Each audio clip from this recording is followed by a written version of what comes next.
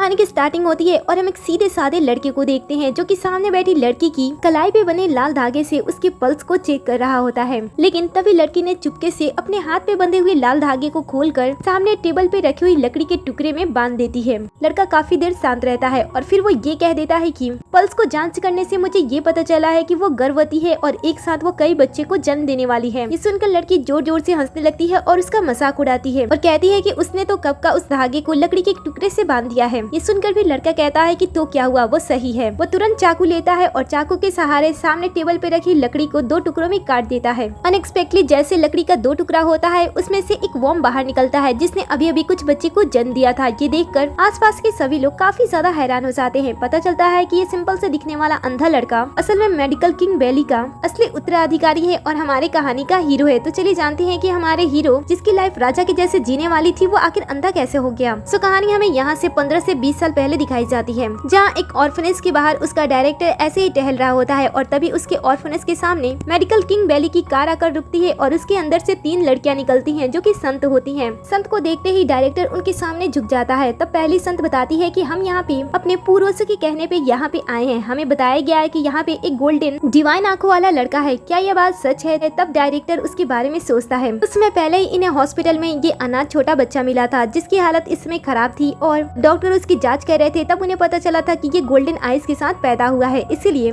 इसके बारे में डायरेक्टर को बताते हैं। वो कहते हैं कि तुम्हारे बेटे की आंख खराब है, अगर तुम चाहो तो मैं इसकी आंखें उसके अंदर ट्रांसफर कर सकता हूँ जिसके बाद तुम्हारा बेटा अच्छी तरीके से देख सकता है, लेकिन उसके लिए मुझे बहुत सारे पैसे चाहिए होंगे। डायरेक्टर भी सोचता है कि उसके पास पैसों की कमी नहीं है और वो काफी टाइम से अपने बेटे को ठीक भी नहीं कर पा रहा है, इसलिए वो डॉक्टर की बात मान लेता है। पता पवित्र पुत्र है जिसे हम वापस ले जाने के लिए आए हैं और अगर तुमने झूठ बोला तो हम तुम्हें खत्म कर देंगे। ये सुनकर वो सभी को अंदर लेकर जाने लगता है। अंदर हम सभी अनाथ बच्चों को देखते हैं, जैसे उन्हें खाना मिलती है वो झपट कर उसे खाने लगते हैं। आवाज सुनकर ली चैन भी खाने के लिए आगे बढ़ता है और जैसे वो बन उठाता है डायरेक्टर का बेटा जिसका नाम ये टैंग होता है वो उसके खाने पे अपना पैर रख देता है और कहता है कि क्या अंधे लोग भी खाना खाते हैं? चैन कहता है कि वो हमेशा से अंधा नहीं था, उसकी आंखें थी लेकिन किसी ने उसकी आंखों के साथ छेड़खानी की और उसके बाद उसकी आंखें चली गई। ये टैंग कहता है कि तो क्या हुआ, तुम अंधे ही हो। और इसके बाद वो सभी अनाथ बच्चों को बुलाता है और उसे पीटने के लिए कह देता है। सभी बच्चे आगे आते हैं और डर के मारे उसे पीटने लगते हैं। बुरी तरीके से पीटने के बाद भी टैंग का मन नहीं भरता है और उसके बाद वो चैन के बॉडी में पता नहीं कैसी गर्मी आ रही है जिससे वो शांत नहीं कर पा रही है। उसका हस्बैंड भी काफी समय से बाहर रह के काम कर रहा है, इसलिए वो डॉक्टर को आज रात अपने घर पे आने का टेंशन देती है। चैन समझ जाता है कि इसके इरादे क्या हैं, इसलिए वो उसे कहता है कि ठीक है मैं तुम्हें एक मेडिसिन देता हूँ। और इसके बाद वो अपनी वाइफ को बुलाता है और कहता है कि इसे वो खास वाली दवा तो दे दो। वाइफ साउसी को देखते ही वो लड़की वहीं पे सुन हो जाती है और फ्रीज हो जाती है। साउसी कहती है कि ये वही लड़की है ना जिसके माता पिता हमेशा यहाँ से गुजरते हैं, जब वो आएंगे तब मैं इसकी बीमारी के बारे में उन्हें पक्का बताऊंगी ताकि वो लोग इसका ख्याल रख सके। अब ये सुनकर ये लड़की बुरी तरीके से डर जाती है और तुरंत यहाँ से भाग जाती है। चैन हंस रहा होता है लेकिन अगले ही पल साउसी उसकी कान खींचने लगती है और कहती है कि अगर मैं यहाँ पे नहीं आती तो तुम उसके साथ उसके घर जाते ना, है कि उसे दूसरों के पास जाने की क्या जरूरत है जब उसके पास इतनी सुंदर वाइफ है। तभी साउसी की तबीयत खराब होने लगती है जिसे देखकर चैन उसे संभालते हुए चेयर पे बैठाता है और कहता है कि क्या तुम ठीक नहीं हो? वाइफ कहती है कि नहीं वो ठीक है, बस उसकी एज बढ़ रही है। तब चैन कहता है कि अगर उस समय जब उसे ऑर्फनेज से निकाला गया था अगर उसने उसका साथ नहीं दिया होता तो उसके साथ क्या होता, इसलिए वो अपनी वाइफ का हमेशा ही ध्यान रखेगा। असल में साउसी को हार्ट के कुछ प्रॉब्लम थे जिसके लिए उसे जिनसन की जरूरत थी, लेकिन जिनसन बहुत ही ज्यादा पुराना होना चाहिए जिसके लिए उसे पैसे भी बहुत सारे देने पड़ते और इनके पास पैसे नहीं थे। जिनसन जितना ही पुराना होगा पैसे उतने ही देने होंगे। साउसी नहीं चाहती थी कि चैन उसके लिए इतना ज्यादा प्रॉब्लम फेस करे, इसीलिए वो अपनी बीमारी को छुपाती थी। लेकिन चैन को फिर भी उसकी बीमारी के बारे में पता चल गया। वो उसे कहता है कि वो उसे पूरी तरीके से ठीक कर देगा। साउसी कहती है कि उनके पास पैसे नहीं है तो ये कैसे मुमकिन है। चैन तभी रेडियो को ऑन करता है जिसमें कहा जा रहा था कि बहुत ही जल्द मेडिकल किंग वैली में एक टूर्नामेंट होने वाला है, जीतने वाले को 1000 साल पुराना जिनसन दिया जाएगा, लेकिन उनका मुकाबला मेडिकल किंग के वारिस से होगा, इसलिए सोच समझकर डिसीजन लीजिएगा। सीन कट होता है और अगले सीन में हम मेडिकल किंग वैली का सीन देखते हैं जहाँ पे पहली संत बहन और दूसरी संत बहन आपस में बात कर रहे होते हैं क्योंकि पहली संत बहन को टैंक के ऊपर शक था। उन्हें ऐसा लग रहा था कि जिस लड़के को वो अपने पास अपना भाई बनाकर लाए हैं वो उनका असली भाई नहीं है। छोटी संत बहन पूछती है कि ऐसा क्यों है। तब बड़ी संत बहन बताती है वो टैंक पे अब शक करने लगी है कि वो सच में मेडिकल किंग वैली का वारिस है भी या फिर नहीं, क्योंकि टैंक को शुरू से ही ज्यादा होशियार, ज्यादा ताकतवर होना चाहिए था। किसी भी चीज को तेजी से सीखने की कला होनी चाहिए था और मेडिकल में तो उसे महारत हासिल कर लेनी चाहिए थी। यही नहीं, उसे अब तक अपने गोल्डन डिवाइस आइज को भी पूरी तरीके से ओपन कर लेना चाहिए था। वो तो मुझे बहुत ही ज्यादा बेवकूफ लगता है, क्योंकि इतना सब कुछ सिखाने के बाद भी उसकी रैंक एक नॉर्मल डॉक्टर से भी नीचे आती है। इसलिए मैंने इस प्रतियोगिता को रखा है ताकि मैं अपने बात को साबित कर सकूं कि वो गलत है और अपने मन को भी शांत करके असली मालिक को ढूंढ सकूं। दोनों बात कर रही होती हैं, तभी यहाँ पे दूसरी संत आती है जिसे टैंक में कोई भी कमी नहीं नजर आती थी और वो हमेशा ही टैंक को सपोर्ट करती थी। इसीलिए वो दोनों बहन से कहती है कि वो ज्यादा सोच रहे हैं। तभी यहाँ पे एक भागते हुए शिष्य भागते हुए आता है और कहता है कि एक इंसान ने प्रतियोगिता में भाग लेने के लिए बाहर तमाशा क्रिएट कर दिया है। ये सुनकर संत उसे पूछती है कि वो किस घराने से है, आखिर वो किसका राजा है। तब वो बताता है कि ऐसा कुछ भी नहीं है, वो किसी राजा का बेटा नहीं है, वो तो एक अंधा इंसान है। ये सुनकर वह हैरान हो जाते हैं कि आखिर कैसे एक अंधा इंसान इस प्रतियोगिता जिंदा रहने नहीं देगा। तभी साउसी को के साथ जाने के लिए मान जाती है, लेकिन बदले में वो अपने पिता से 1 मिलियन पैसे मांगती है। दूसरी तरफ हम चैन को बाहर देखते हैं जो कि अंदर जाने की कोशिश कर रहा होता है, लेकिन बाहर खड़ा हुआ गार्ड उसे अंदर जाने नहीं देता है। उसे बताता है कि वो यहाँ पे प्रतियोगिता के लिए आया है, लेकिन तब भी वो उसे अंदर जाने नहीं देता है। वो कहता है कि तुम तो अंधे हो, आखिर तुम किसी का इलाज कैसे कर सकती हो। जैसे ही इंसान उसे भगाने के लिए टच करता है, चैन उतने ही समय में उसकी बीमारियों के बारे में पता लगा लेता है और उसे बताने लगता है, जिसे देखकर इसे ऐसा लगता है कि शायद चैन फ्रॉड है। इसीलिए वो उसे भगाने के लिए उसके ऊपर हमला करता है, लेकिन चैन हट जाता है और वो नीचे गिर जाता है। और तब यहाँ पे दूसरा नौकर तीनों संत बहनों को यहाँ पे लेकर आता है। संत बहनें उन्हें देखती है और पूछती है कि वो यहाँ पे किस लिए आया है। तो चैन बताता है कि वो यहाँ पे टूर्नामेंट में भाग लेने के लिए आया है। और तभी चैन की जो गोल्डन आईज होती हैं वो साइन करने लगती है, जिसे पहले संत महसूस कर लेती है। ये देखकर वो चैन को रोकती है और कहती है कि क्या तुम यहाँ पे सच में प्रतियोगिता में भाग लेने के लिए आए हो। वो कहता है कि हाँ ऐसा ही है। उसने बचपन से चिकित्सा के बारे में सारी चीजें खुद से ही सीखी है और वो काफी अच्छा ट्रीटमेंट भी करता है। इसकी ऐसी बातें और थोड़ी देर पहले इसने जो इसकी आंखों में महसूस किया था, ये सब देखकर उसे ऐसा लगता है कि शायद ये असली मेडिकल किंग वैली का वारिस हो सकता है। इसलिए वो उसे चांस देती है, लेकिन जो दूसरी संत होती है वो इस बात के खिलाफ होती है। वो कहती है कि हमारा भाई इतना भी ज्यादा वीक नहीं है कि उसके सामने कोई अंधा इंसान आकर उससे मुकाबला करे। बड़ी बहन समझाती है कि अगर ऐसा हुआ तो लोगों को ऐसा लगेगा कि हमारा भाई कमजोर है, इसलिए वो एक अंधे इंसान के साथ भी कंपटीशन नहीं कर सकता है। इसी कंपटीशन में भाग लेने दो। ये सुनकर बड़ी बहन कहती है कि ठीक है, मैं इसे एक मौका दूंगी, लेकिन सबसे पहले इसे मेरी शर्तों से गुजरना होगा और अपने आप को साबित करना होगा कि इसे मेडिकल की अच्छी नॉलेज है। ऐसा कहते हुए वो उसे अंदर ले जाती है। थोड़ी देर बाद उसके हाथ में एक सूप का कटोरा होता है, जिसे वो चैन को दे देती है और कहती है कि इसे हमेशा ही मेरी बड़ी बहन लेती है और इसके अंदर काफी खास जड़ी बूटियां डाली जाती हैं, जो कि आसानी से इंसानों को नहीं मिलती है। इसीलिए तुम मुझे इसे चख कर बताओ कि इसके अंदर क्या डाला गया है। चैन उस बाउल को ले लेता है और उसके अंदर से थोड़ा सा सूप पीकर शांत हो जाता है। ये देखकर दूसरी बहन उसे कहती है कि मैंने पहले ही कहा था कि इसे कुछ भी नहीं पता है। तभी चैन उसे कहता है कि इस सूप को बुखार या फिर बॉडी को पूरी तरीके से साफ करने के लिए यूज किया जाता है। ये सुनकर वो थोड़ी सी रुकती है और कहती है कि मैंने तुम्हें इसके बारे में नहीं पूछा है, मैंने ये पूछा है कि इसके अंदर कौन कौन सी जड़ी बूटी डाली गई है, तुम मुझे बस उतना बताओ। नहीं पता है तो यहाँ से चले जाओ। गार्ड भी सामने आ जाता है, लेकिन चैन रुकता है और कहता है कि इसके अंदर ड्रैगन प्लेट, चमकती रेत और टूटी हुई आंत की सांस होनी चाहिए, और हाँ इसके अंदर हिंगर फूल होनी चाहिए और साथ में लौंग भी होनी चाहिए, जो कि बिल्कुल सही होती है। लेकिन ये लोग इतने से शांत नहीं होते हैं। वो चैन से और भी ज्यादा उस सूप के बारे में पूछने लगते हैं। इस बार चैन तो उस सूप के बारे में ऐसे ऐसे डिटेल्स बताने लगता है जिसके बारे में इन्हें खुद भी नहीं पता होता है। वो सूप को ट्राई करने के बाद ये तक बता देता है कि उसमें जो सामग्री डाली गई है उनमें से कौन मेल है और कौन फीमेल है। ये बात बड़ी संत को भी गलत लगती है, इसलिए वो तुरंत उस पर्सन को वहाँ पे बुलाती है जिसके द्वारा उस सूप को बनाया गया था, और वो उसे सच्चाई पूछती है कि तुमने इस सूप में कौन से फ्लावर मेल के डाले हैं और कौन कौन सी चीजें तुमने फीमेल वाली डाली है। लड़का जो कि ये सोचता था कि सूप तो किसी भी चीज से बन सकती है, चाहे वो मेल फ्लावर हो या फिर फीमेल फ्लावर हो, तब वो कह देता है कि उसने मेल फ्लावर को चूज किया था। अब ये सुनकर तो संत गुस्सा हो जाती है, क्योंकि वो फीमेल फ्लावर वाले सूप को ही पीती थी, इसीलिए वो उसे काम से बाहर निकाल देती है। अब ये देखकर तो बड़ी बहन और छोटी बहन डिसाइड कर लेती है कि चैन उनके भाई के साथ कंपटीशन कर सकता है, लेकिन अभी भी वो चैन को रोकती है और कहती है कि उसके पास अब भी एक परीक्षा को पार करना है।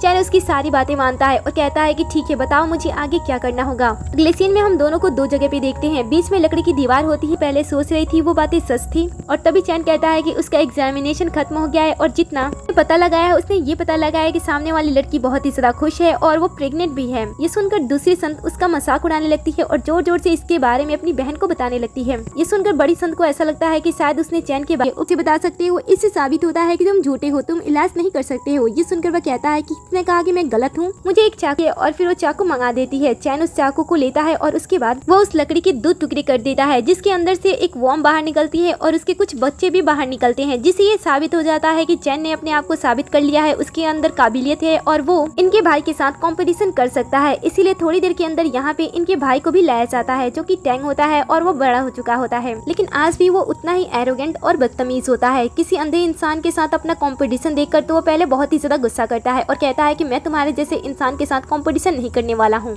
लेकिन तभी संत उसे समझाती हैं कि उसे अच्छी तरीके से बिहेव करना चाहिए, क्योंकि ये भी उसी ऑर्फनेज से है जहाँ से उसे लाया गया था। और जैसे ही इसे उसका नाम पता चलता है वो तो शॉक्ड हो जाता है और उस पल के बारे में सोचने लगता है। और चैंग भी सब टैंग का पूरा नाम सुनता है, उसे भी उसके बारे में सभी चीजें याद आने लगती है कि ये वही इंसान है जिसने उसकी पूरी जिंदगी उससे चुरा ली। सब कुछ याद आते ही चैन सारी सच्चाई सबको बता देता है कि किस तरीके से इस लड़के ने उसकी आंखें उससे चुरा ली और साथ में मेडिकल किंग वैली का वारिस बनकर यहाँ पे आ गया। लेकिन सच्चाई जानने के बाद भी छोटी बहन चैन पे भरोसा नहीं करती है। उसे ऐसा लगता है कि शायद वो झूठ बोल रहा है। चैन भी सबको ये यकीन दिला देता है कि हमेशा से ही ये ऐसा था, इसे फेम और कुकी अटेंशन चाहिए जिसके लिए हमेशा ही झूठ बोलता है।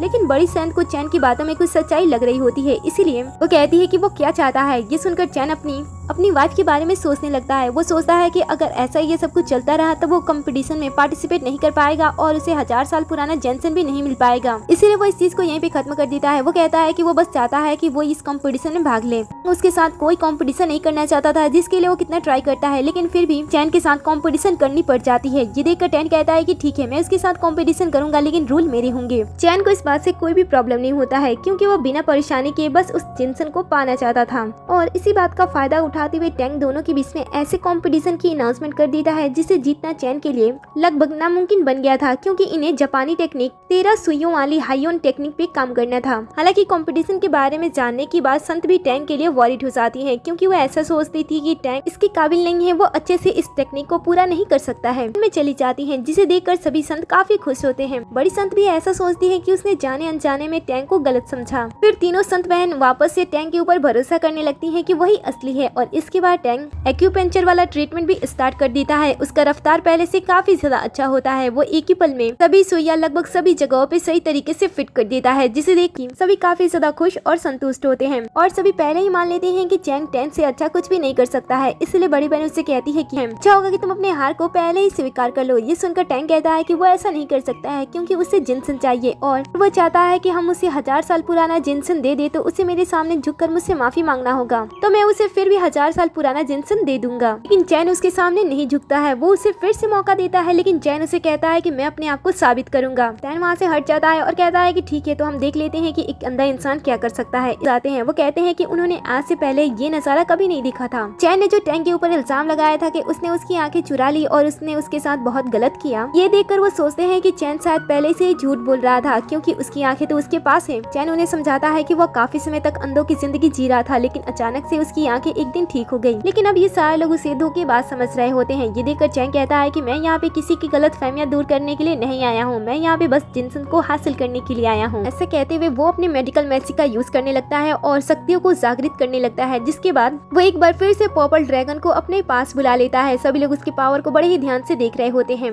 फिर वो 13 सुइयों वाली ज्यादा बेस्ट और अच्छी थी, जिस वजह से वो कंपटीशन को जीत लेता है और टैंग को ना चाहते हुए भी उसे जिनसन देना पड़ता है। फिर वो जिनसन लेकर वहाँ से चला जाता है। सबके जाने के बाद पहली संत और दूसरी संत आपस में बात करती हैं। वो कहती हैं कि एक तरफ जहाँ टैंग ने अपनी शक्तियों को जागृत करके साबित कर दिया था कि वही असली है, लेकिन दूसरी तरफ टैंग के पावर्स भी कुछ खास और अलग थे। इसीलिए बड़ी संत ने छोटी संत से ये कहा कि वो उसका पीछा करे और उस पर नजर रखे। दूसरी तरफ हम टैंग को देखते हैं, जो कि हारने के बाद बहुत ही ज्यादा गुस्से में होता है, लेकिन तभी अचानक से उसकी आंखों से खून निकलने लगता है। उसे ऐसी हालत में देखकर वो उसकी आंखें ठीक करने की कोशिश करती है, जिसके लिए वो कुछ जड़ी बूटियों का यूज करती है। अगले सीन में हम चैन को देखते हैं। जब वो घर वापस आता है तब उसे साउसी कहीं पे नहीं मिलती है। टेबल पे उसे एक स्पीकर मिलता है और साथ ही दूर जा रही है और वो कभी वापस नहीं आ सकती है, इसलिए वो अपना ध्यान रखे और कार्ड के पैसों का यूज करे। दूसरी तरफ हम साउसी को एंगेजमेंट ड्रेस में देखते हैं, जहाँ पे मिस्टर वांग उसे एंगेजमेंट करने के लिए आए होते हैं। यहाँ पे काफी सारे गेस्ट भी होते हैं। साउसी के पिता के साथ उसकी माँ और उसका छोटा भाई भी होता है। वे लोग साउसी को कांग्रेस कर रहे होते हैं कि उससे शादी करने के लिए शहर का सबसे अमीर इंसान आया है। साउसी को इस चीज से बिल्कुल भी खुशी नहीं थी। वो तो साउसी यहाँ पे इसलिए थी ताकि वो अपने डैड के साथ अपने पूरे परिवार की मदद कर सके, अपनी जान बचा सके उस बीमारी की वजह से, और साथ ही वो चैन की जिंदगी भी ठीक कर सके उसे पैसे देकर। इसलिए वो सब कुछ शांत होकर सह रही होती है। लेकिन जैसे मिस्टर वांग उसके साथ गलत करने की कोशिश करता है और उसे तुरंत कमरे में ले जाकर उसके साथ नाइट स्पेंड करने की बात करता है, वो गुस्सा हो जाती है और उसे थप्पड़ लगा देती है। उसे कहता है कि मेरे साथ कॉम्प्रोमाइज करो, नहीं तो मैं तुम्हारी पूरी जिंदगी बर्बाद कर दूंगा तुम्हारे फैमिली के साथ। ये सुनकर साउसी कुछ नहीं कर पाती है और उसके कहे मुताबिक धीरे धीरे अपने अपने कपड़े को उतारने वाली होती है, लेकिन तभी यहाँ पे चैन आ जाता है। चैन को देखते ही साउसी बहुत ही ज्यादा खुश हो जाती है क्योंकि वो पूरी तरीके से ठीक हो गया था। चैन उसे अपने साथ घर लेकर जाने वाला होता है, लेकिन मिस्टर हुआंग उसे रोकते हैं और कहते हैं कि जो कुछ भी तुमने लिया है उसे वापस कर दो। साउसी कहती है कि मुझे तो तुम्हारा पैसा वैसे भी नहीं चाहिए था और मेरे फैमिली वाले से मुझे अब कुछ भी लेना देना नहीं है। ऐसा कह के वो जाने वाली होती है। तब वो उसे कहता है कि तुम्हारी बीमारी का क्या हुआ। तब चैन उसे कहता है कि उसे अब उसकी भी फिक्र नहीं करनी है क्योंकि मैं अपने साथ जिनसन ले आया हूँ जो कि 1000 साल पुराना है।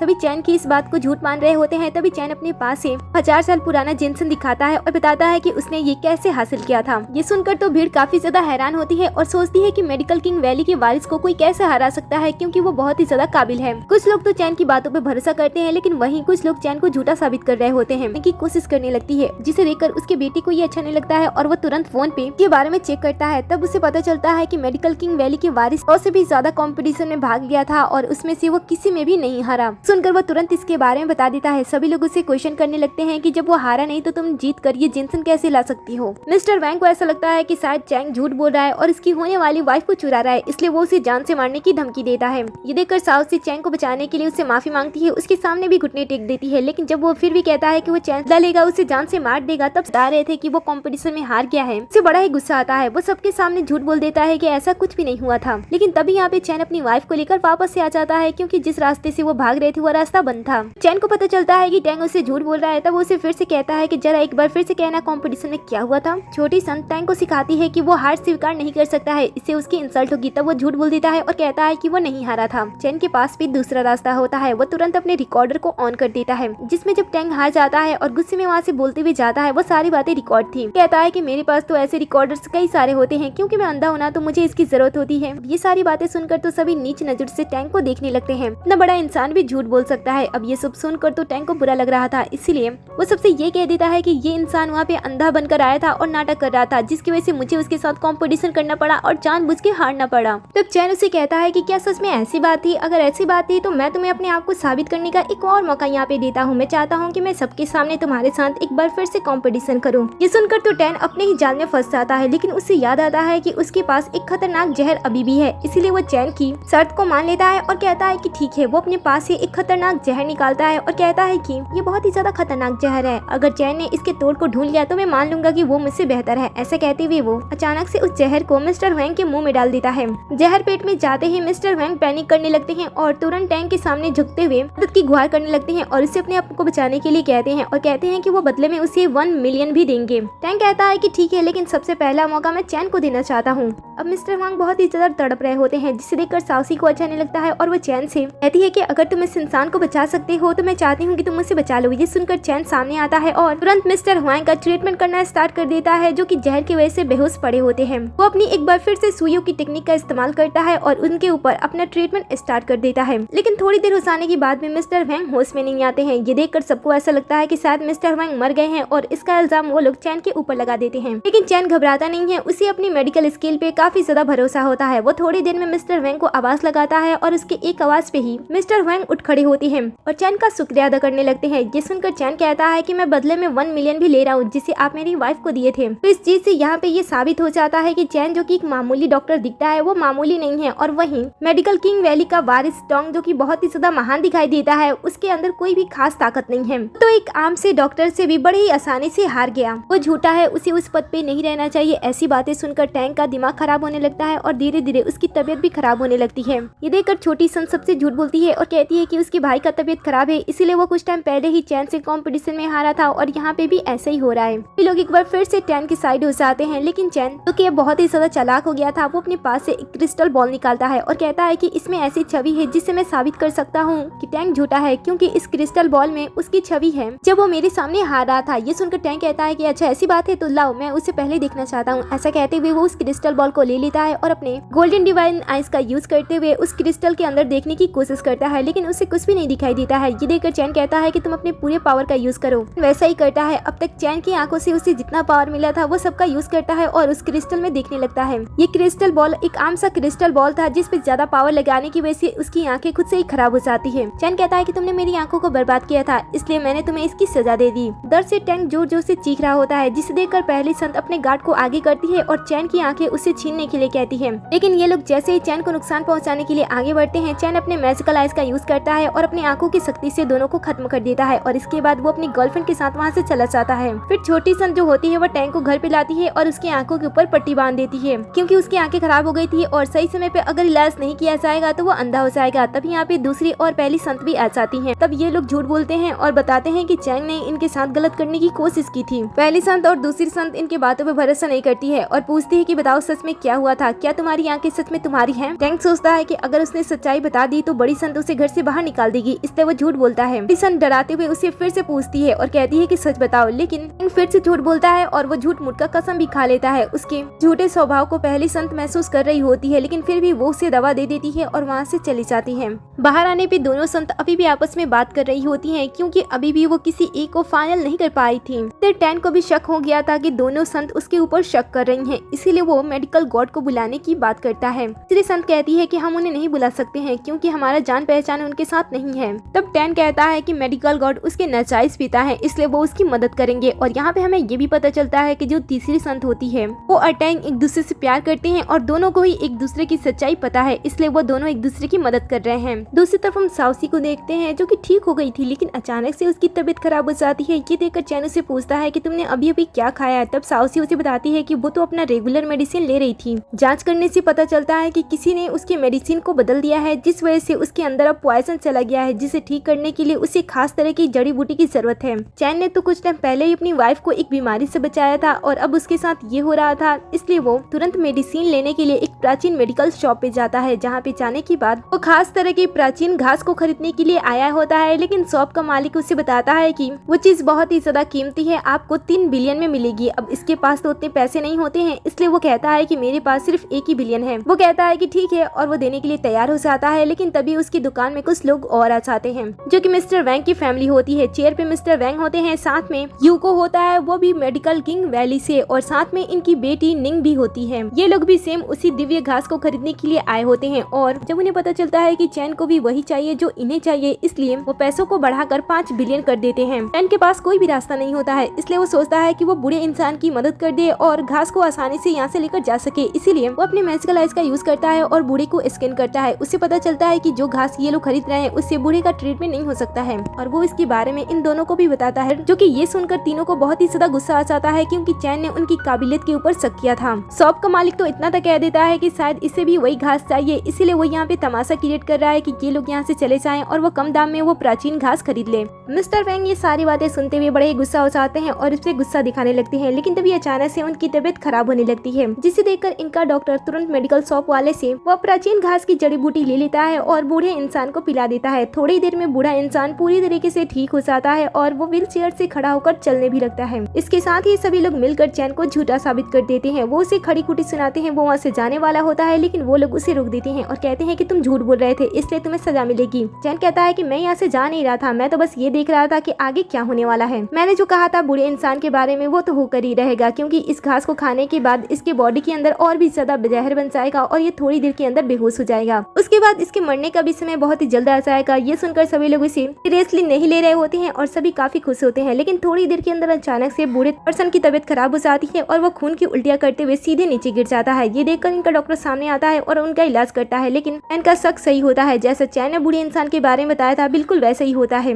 लेकिन डॉक्टर तो अपनी गलती को एक्सेप्ट ही नहीं कर रहा होता है कि उससे कोई गलती हुई है। तब चैन बताता है कि उसने कौन सी गलती की है, जिस वजह से वो उससे माफी मांगता है। तभी निंग जो होती है वो चैन से रिक्वेस्ट करती है कि वो उसकी जान बचाए, बदले में वो उसे काफी सारा पैसे देगी। वो कहता है कि पैसों की जरूरत नहीं है, उसे बस प्राचीन घास चाहिए। बात थोड़ी देर के अंदर बूढ़ा इंसान ठीक हो जाता है और खड़ा हो जाता है। हालांकि वो थोड़ा सा कमजोर तो होता है, लेकिन वो ठीक हो गया होता है, इसलिए वो चैन का शुक्रिया अदा करता है। इसकी बेटी भी उसे 10 बिलियन का कार्ड देती है शुक्रिया अदा के तौर पे, लेकिन वो पैसे नहीं लेता है। वो कहता है कि उसे बस वह प्राचीन घास चाहिए। अगर वो शॉपकीपर से उस प्राचीन घास को इसे देने के लिए कहते हैं, लेकिन वो बताता है कि उसके पास सिर्फ एक ही ये प्राचीन घास थी और अब उसके पास कुछ भी नहीं है। चैन हैरान और परेशान हो जाता है और कहता है कि उसे प्राचीन घास और कहाँ मिलेगी। शॉपकीपर कहता है कि मुझे नहीं पता, लेकिन कुछ समय पहले यहाँ पे मेडिकल किंग वैली के कुछ लोग आए थे जिन्होंने पूरे प्राचीन घास को खरीद लिया। ये सुनकर वो समझ जाता है कि इसमें कहीं न कहीं टैन की ही चाल होगी। ऐसा सोच रहा होता है, तभी यहाँ पे तीसरी सन टैन के साथ आ जाती है। टैन यहाँ पे आने के बाद चैन को ओपनली चैलेंज दे रहा होता है। वो उसे कहता है कि अगर तुम्हें वो प्राचीन घास चाहिए तो मेरे बताए गए जगह पे आना होगा और वहाँ पे जीत हासिल करनी होगी, तभी तुम्हें वो प्राचीन घास मिलेगा। ऐसा कहते हुए वो वहाँ से चला जाता है। दूसरी तरफ इन सारी चीजों के बारे में पहली संत और दूसरी संत को भी पता चल जाता है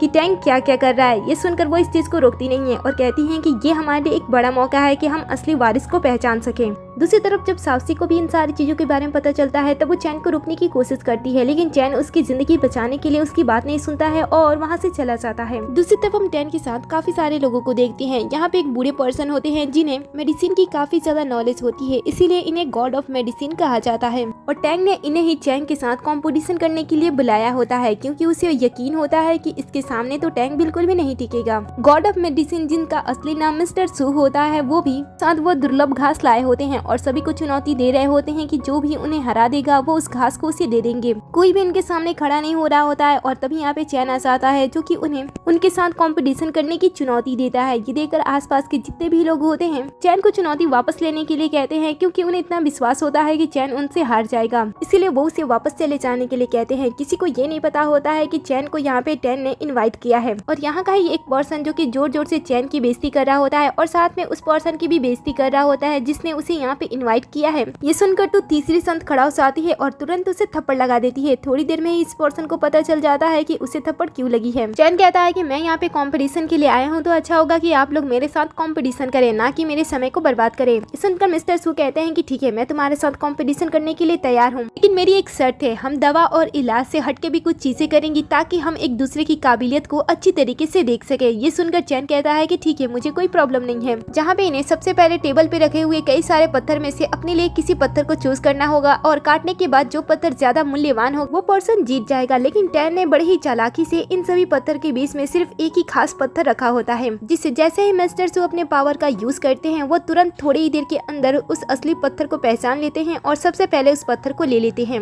लेकिन चैन ढूंढता ही रह जाता है और उसे कोई भी पत्थर नहीं मिलता है। जहाँ मिस्टर सू का पत्थर 200 मिलियन वॉन का होता है, जिससे मिस्टर सू इस दाव को जीतने वाले होते हैं। लेकिन तभी चैन जो होता है वो आसपास देखने लगता है और तभी उसे नीचे गिरा हुआ एक पत्थर दिखाई देता है जिसके अंदर से कुछ खास चीज नजर आती है, इसलिए वो उसे ले लेता है और उसे अपने खेल में शामिल करता है। लेकिन सभी लोग उसका मजाक उड़ाते हैं और कहते हैं कि इस तरीके से किसी भी पत्थर को उठाकर तुम जीत नहीं सकती हो। लेकिन चैन अपने पावर से उस पत्थर को तोड़ देता है और पत्थर अंदर से पूरा का पूरा नीला होता है। तो चलता है कि जो पत्थर चैन के हाथ में लगी थी उसकी कीमत तो हीरे से भी 1000 गुना ज्यादा है और इस पत्थर की कीमत तो 10 बिलियन है।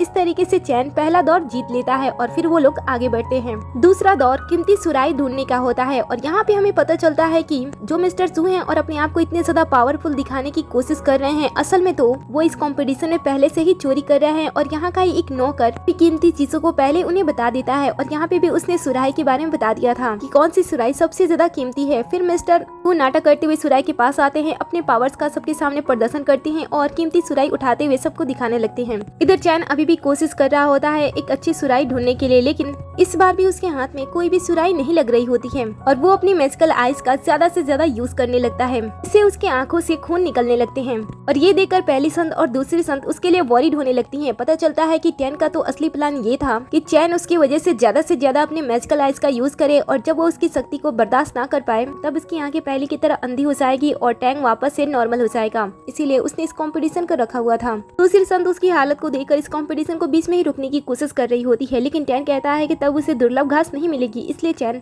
हार नहीं मानता है और इस सुराहियों में से एक मिट्टी की सुराही चूज कर लेता है। सभी इस बार भी उसे हारा हुआ समझते हैं क्योंकि इसमें कोई खास बात नहीं थी। लेकिन तभी चैन बताता है कि ये प्राचीन जमाने के राजा महाराजाओं का सुराही है और भी कोई उसके बातों में भरोसा नहीं करता है। तब वो सुराही के पीछे हुई लिखी हुई चीजों को दिखाने लगता है, जिससे साबित हो जाता है कि ये सुराही उस सुराही से कई गुना ज्यादा कीमती है और इस तरीके से वो बिना धोखे के दूसरा कंपटीशन भी जीत लेता है। फिर तीसरा और आखिरी कंपटीशन आता है जिसमें मिस्टर सू अपने मैजिकल आइज का यूज करते हैं और चैन को भी उसकी मैजिकल आइज यूज करने के लिए कहते हैं। उन्हें पता होता है कि चैन इसमें जख्मी है और इसमें वो अपनी ज्यादा पावर का यूज नहीं कर सकता है, इसलिए मिस्टर सू ने ये शर्त रखी थी। लेकिन चैन इस बार भी हमेशा की तरह पीछे नहीं हटता है और उनका मुकाबला करता है। दोनों के बीच में मुकाबला स्टार्ट हो जाता है जहाँ पे मिस्टर सू पहला वार करते हैं। उनके पहले ही वार से चैन नीचे गिर जाता है। सबको ऐसा लगता है कि वो मर गया है और सभी खुशी मना रहे होते हैं, लेकिन दूसरे ही पल चैन उठ खड़ा होता है और जब वो अपने पावर का यूज करता है तो मिस्टर सू सच में मर जाते हैं। इसके बाद वो वादे के मुताबिक अपना प्राइस लेता है और यहाँ से जाने वाला होता है। तभी पहली संत उसे रोकती है और कहती है कि अगर तुम मेडिकल किंग वैली पार्टी में शामिल होने का कहती है, लेकिन वो उसे मना करते हुए वहाँ से चला जाता है। घर आने पे वो देखता है कि उसकी वाइफ को किसी ने जंजीरों से बांध कर रखा है और वो मिस्टर वैंग होता है, जो कि टैंग के कहने पे एक बार फिर से इन्हें परेशान करने के लिए यहाँ पे आ गया होता है। वो उसे कहता है कि तुम अपने मैजिकल आइज का इतना यूज करो कि तुम्हारे मैजिक्स खत्म हो जाए और तुम्हारी आंखें फिर से खराब हो जाए, नहीं तो मैं तुम्हारी वाइफ को खत्म कर दूंगा। अब उसकी बातें सुनकर चैन को वैसा ही करना पड़ता है जैसा वो कह रहा था, और उसके कहे मुताबिक वो अपने पावर का यूज करते हुए सामने जितने भी कांच की बोतल रखी होती है उसे वो अपने पावर से तोड़ने लगता है।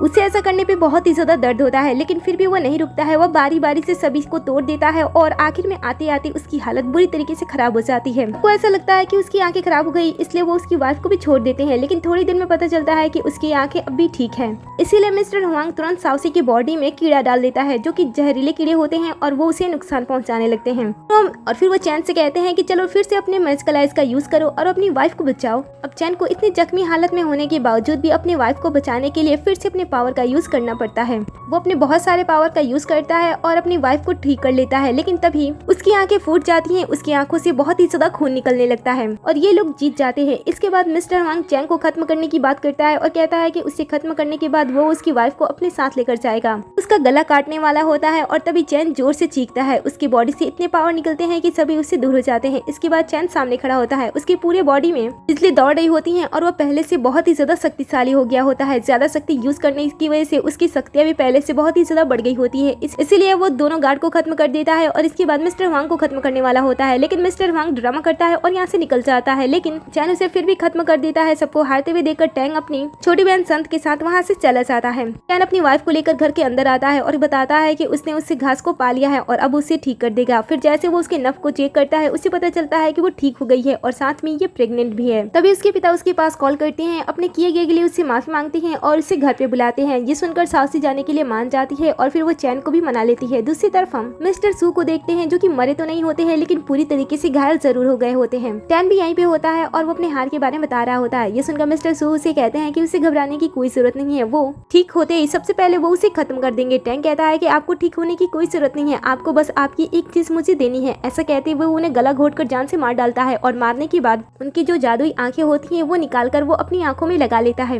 दूसरी तरफ साउसी भी अपने हस्बैंड के साथ अपने डैड के घर पे पहुंच जाती है। घर पे दोनों का स्वागत पहले बहुत ही अच्छी तरीके से किया जाता है और उसके बाद सभी घर वाले साउसी को दूसरी शादी करने के लिए कहते हैं। वो कहते हैं कि तुम अपनी बीमारी से ठीक हो गई हो तो तुम्हें चैन के साथ रहने की कोई जरूरत नहीं है, तुम्हें एक रिच पर्सन से शादी कर लेनी चाहिए। दूसरी तरफ हम टैंग को देखते हैं, जो कि दूसरी संत को बहाने से अपने पास बुलाता है और उसकी आंखों के लिए जानबूझकर खंजर से उसे मार डालता है और फिर उसकी आंखें निकाल लेता है। दूसरी तरफ जैसे ही चैन को पता चलता है कि ये सारे लोगों ने किसी साउसी के लिए पसंद किया है, तब वो इनकी बातें सुनने लगता है। असल में इन्होंने साउसी के लिए वैंग फैमिली के डॉक्टर, जो कि मेडिकल किंग वैली का शिष्य है, जिसे चैन उस शॉप में मिला था जब वो उस जादुई घास को खरीदने के लिए गया था। ये लोग उसी की बात कर रहे होते हैं, इसलिए चैन उनकी बातें सुनने लगता है और कहता है कि अगर ऐसी बात है, लड़का अच्छा है, तो मैं अपनी वाइफ की दूसरी शादी करा दूंगा, लेकिन अगर सामने वाला लड़का मुझे देखने के बावजूद भी मेरी वाइफ से शादी करता है तो। ये सुनकर ये लोग भी खुश हो जाते हैं। कुछ समय के बाद यहाँ पे वो डॉक्टर आता है, जिसके बारे में सभी घर वाले बात कर रहे होते हैं। सभी लोग उसका स्वागत बहुत ही अच्छी तरीके से करते हैं। डॉक्टर यूकी भी जब साउसी को देखता है तब उसे साउसी बहुत ही ज्यादा पसंद आती है और वैसे ही चैन उसके सामने आ जाता है। चैन को देखते ही वो उसे मास्टर कह के बुलाने लगता है और तभी चैन उसे बताता है कि ये लड़की उसकी वाइफ है। डॉक्टर कहता है कि मैं तो यहाँ पे इस लड़की से शादी करने के लिए आया था, लेकिन अब मुझे पता चल रहा है कि ये तो मेरी भाभी है।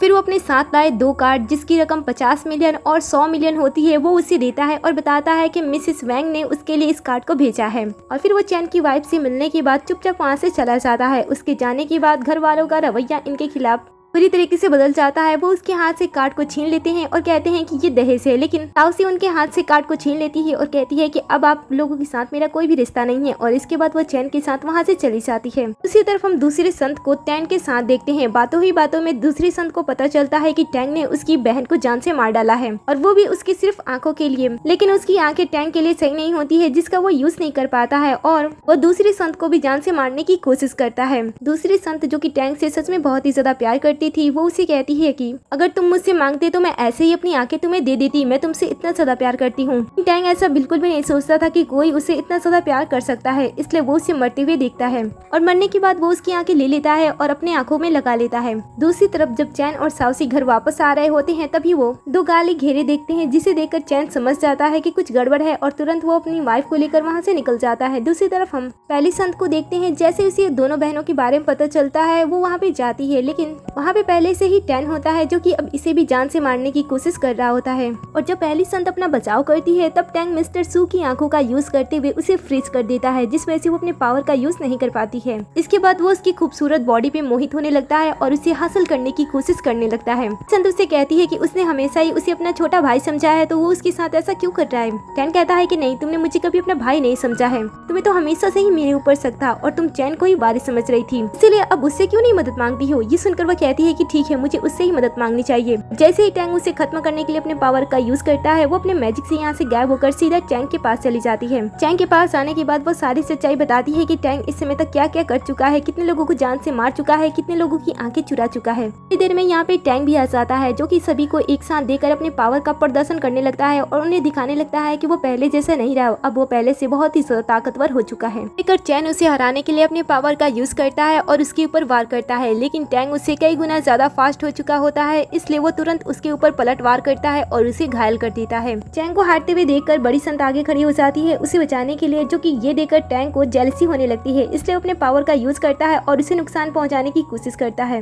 तब चैन संत को अपने सामने से हटा देता है और तुरंत अपने पावर का यूज करने लगता है। इस बार इसके पावर ज्यादा स्ट्रांग होते हैं, इसलिए टैंग उनके सामने हार जाता है। टैंग तुरंत पलट वार करता है, लेकिन चैंग इस बार पूरी तरीके से तैयार होता है, वो एक ही बार में उसे खत्म कर देता है। अब कुछ सालों के बाद सब कुछ फिर से नॉर्मल हो जाता है। चैंग वापस से अपना मेडिकल शॉप चलाने लगता है, जहाँ पे काफी सारी खूबसूरत लड़कियां फिर से उसके पास आती और उससे शादी करने की कोशिश करती। लेकिन चैंग तो अब एक छोटे बच्चे का पिता बनने वाला था। चैन अपनी वाइफ को प्रेग्नेंट देखकर तो हैरान हो जाता है और पूछता है कि मैंने तो कुछ नहीं किया, तो तुम प्रेग्नेंट कैसे हो गई। तभी उसके पेट से कपड़े नीचे गिरते हैं, पता चलता है कि साउस सी सभी लड़कियों को उससे दूर करने के लिए ड्रामा कर रही थी। इसके बाद चैन उसके साथ यहाँ से चला जाता है। सीन यहीं पे कट होता है और कहानी भी यहीं पे खत्म हो जाती है। सो आपको ये कहानी कैसा लगा, कहानी का एंड कैसा था, इस कहानी में सबसे ज्यादा सुंदर लड़की कौन थी, मुझे कॉमेंट में जरूर बताना। जाने से पहले वीडियो को लाइक कर दे, साथ ही चैनल को भी सब्सक्राइब कर दे, जिससे कि आप हमारे हर एक वीडियो से अपडेट रहो और वीडियो पे हाइप करना ना भूलें।